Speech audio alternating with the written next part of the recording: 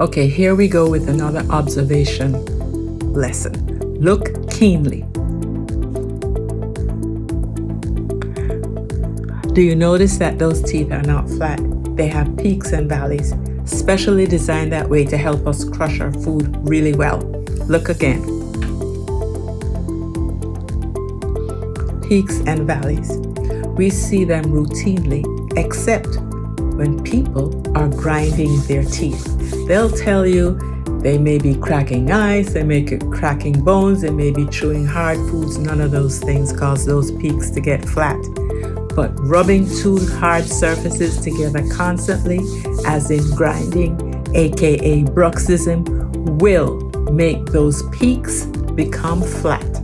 Now, be prepared. Your patients are going to tell you, oh no, I don't grind my teeth, until they come back the following visit and say, you know, I think I may be grinding my teeth. Because most people who grind at night. Who knows what you're doing at night? But when you see those peaks flat, it's an indication that that patient may be grinding. Another way the body is naturally trying to make space by moving forward that lower jaw and tongue so that airway can be opened up, especially at night. So you hear your children grinding their teeth at night, possible airway issue, okay? Peaks and valleys, normal.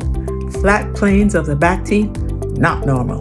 Possible nocturnal grinding, aka Bruxism.